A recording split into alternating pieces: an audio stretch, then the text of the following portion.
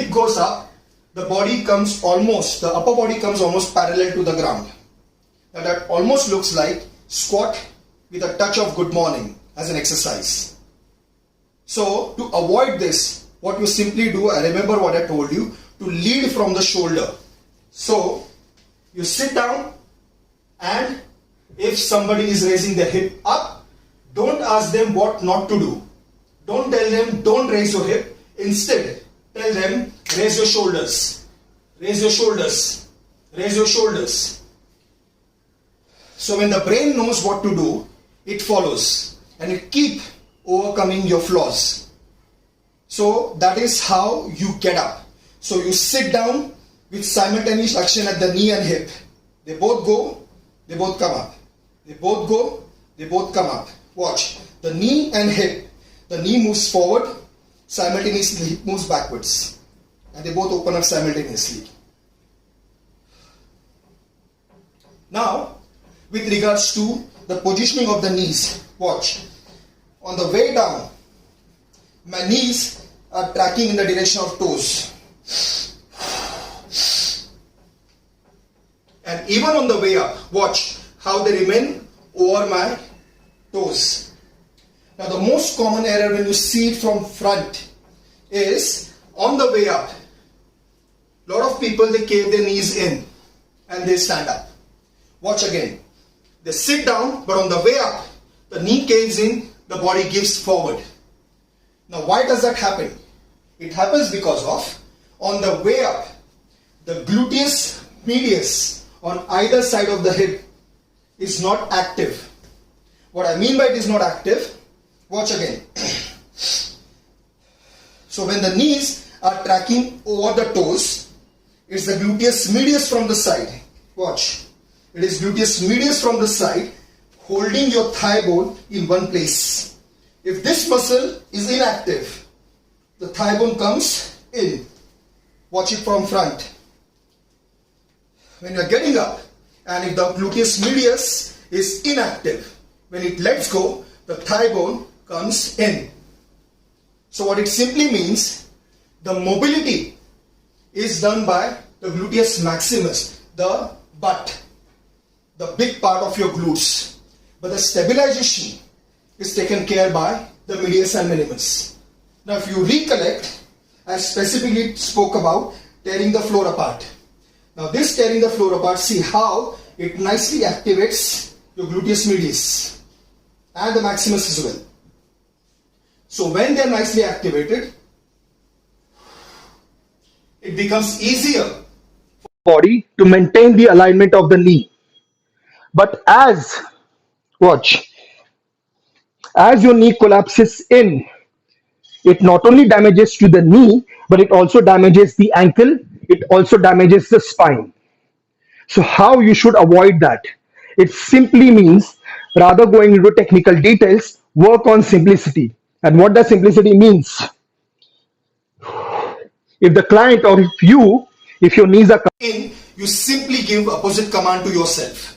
And that is, push your knees out. Watch. If somebody's knees are coming in, from the bottom itself I'll say, push your knees out. So, if body instinctively, without any reason, if the knees are collapsing in, your command should be exactly opposite. Push your knees out. Like I said, if the hip is coming up first, you say, instead of not raising hip, think about shoulder getting up. So similarly, when it comes to squats, where the knees are coming in on the way up, you simply ask them to push their knees out. Now, it would be very difficult for a lot of people to actively command. Even for me, I cannot actively command my glutes. But I need to know how to activate it. So I need to find a tune with myself and with my clients.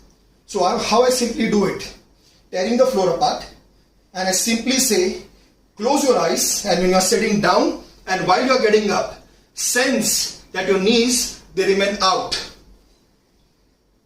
Another thing that you can do is, when you are sitting down and when you are coming up, if the knee collapses in, it simply means that the point B, you can see the point B is coming off.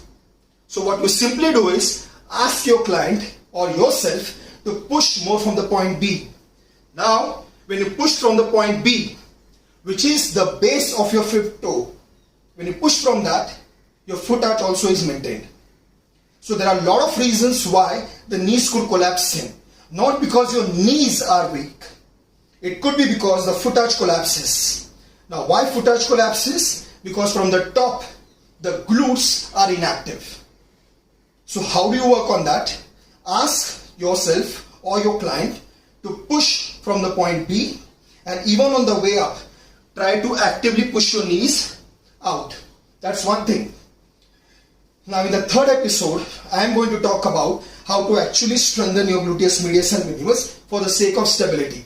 So there are band-aid squats, or there are one-legged squats where you can actually work around the strength of gluteus medius and minimus. Excuse me.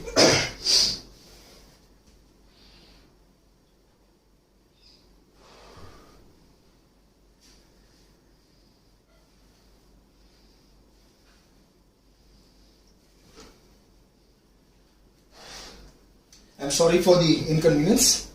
Yeah. So I was talking about the activity of the gluteus medius and minimus. So we will talk about the banded exercises and the one-legged movement to actually see how to actively activate your glutes. Now, on the way up, I do one more thing to specifically activate my glutes, and that is watch me from the posterior side. So, after I sit down, now as soon as I finish, see, I've actually squeezed my glutes. Watch again. I would sit down and on the way up, squeeze.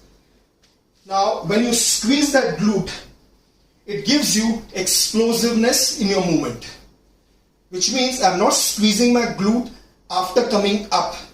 I'm coming up so explosively that it's a byproduct that the glutes are getting squeezed. Watch again. Watch me from the side now. Knees going out. Now when you go up, you try to jump upwards. So this squeeze is a byproduct of coming up explosively. So while I'm getting up, I think about jumping up. So it's like the spring which is compressed, and if left, it will bounce up. So when you sit down, consider and visualize your body like a spring, like a compressed spring. So you're sitting down and you don't surrender with gravity. So it's like you're collecting all the power while you're going down, ready to explode. Now, when you try to explode, that gives you explosive strength. And that will help you to lift your own body weight for vertical jumps, to jump on box 4 feet high, maybe more than 4 feet high, quite easily. So your athleticism, your explosive power will increase, which you can use it even in sport-specific activities. But regardless of that, to be as explosive as possible, this is why glutes are called the seat of power. But one common error made while being explosive. Watch, although I'm explosive, watch the alignment of my pelvic. Let me move slightly back. Yeah. I would sit down, I would get up, squeeze. Although I'm squeezing my glutes, what I'm not doing is this. I'm not thrusting my pelvic forward. So I'm not thrusting my pelvic forward. Now this thrust is actually going to put my spine into hyperextension. So this is not something what you need. So even on the way up, nicely, explosively squeeze yourself, but do not thrust your pelvic forward and go into hyperextension. So learn how to do that. Now, it may sound gross to a lot of people, but how you hold your fart when you are in public. So you actually squeeze your glutes and your pelvic floor muscles. So squatting with weights on top. So this is nothing but you're actually actively holding your fart. So, however gross it may sound, but this is the best way the body can learn how to actively being explosive on the way up. And that is what you're supposed to do. So be explosive, but do not shift your pelvic forward. It's not the hip thrust that you do with the bar.